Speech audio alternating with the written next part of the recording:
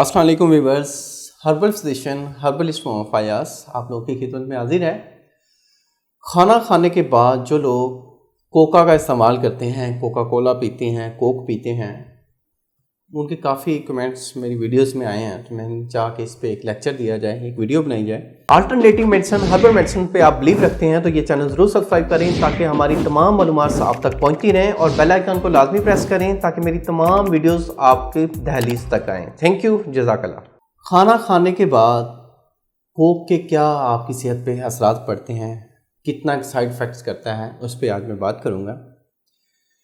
जिन लोगों के मैदे में पेप्सिन तेज़ाब की कमी है, वो लोग अगर कोक का इस्तेमाल करेंगे तो उनको कोई नुकसान नहीं देगा।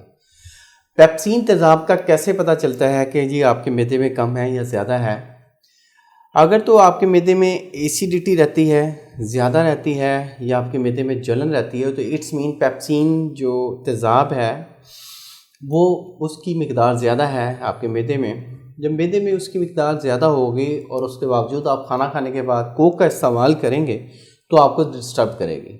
देखें, खाना खाने के बाद मीठे का इस्तेमाल एक सुन्नते रसूल है।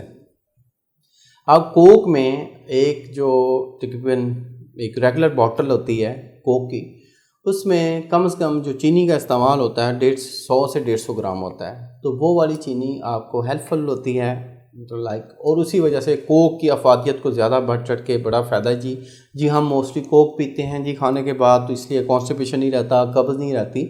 मोस्टली पेशेंट ऐसे आते हैं जी हम कोक का इस्तेमाल करते रहें तो हमें कब्ज़ नहीं रहती, अगर कोक छोड़ दें तो कब्ज़ हो जाती है। जी बिल्कुल, क्योंकि कोक में एचसी और पेप्सिन ये दोनों तेज़ाब होते हैं, वो तेज़ाबियत खुराक को जल्द हज़म करने में मदद फराहम करती है। लेकिन अगर खुराक को हज़म करने वाले आपके मैदे में जो हार्मोन्स हैं वो ऑलरेडी हैं, ऊपर से ये, तो आपका मैदा डिस्टर्ब करेगा। तो कोक का जो सबसे बड़ा नुकसान है कि अगर आपके मैदे में ऑलरेडी तेज़ाबियत है, ऑलरेडी पेप्सिन है, ऑलरेडी हार्मोन्स आपके भूख लगाने वाले हैं या खाना खिलाने वाले ज़्यादा हार्मोन्स हैं, तो डिस्टर्ब करेगा। लेकिन जिन लोगों को मसाइल हैं मोटापे के, मोटे हैं और वो बड़े परेशान हैं कि जी खाना भी हम कम खाते हैं और वज़न कम नहीं हो रहा, तो वो कोक का इस्तेमाल मत करें। थर्ड, जिन लोगों को एसिडिटी का मसला है, एसिडिटी बहुत ज़्यादा रहती है, वो भी कोक का इस्तेमाल मत करें खाने के बाद। कोक दिन में आप पिएँ, दिन में एक बार पिएँ। अगर आप बहुत ज़्यादा ही मजबूर हैं कि जी आप कोक के बगैर नहीं रह सकते, मोस्टली यही चीज़ें देखें। कोक में जो तेज़ाब पाए जाते हैं वो तेज़ाब जिन फलों में हैं उनका इस्तेमाल करें। देखें, खाना खाने के बाद आप 1 से 2 एप्पल यूज़ कर लेंगे तो खाना हज़म होने में बहुत ज़्यादा मददगार साबित होगा।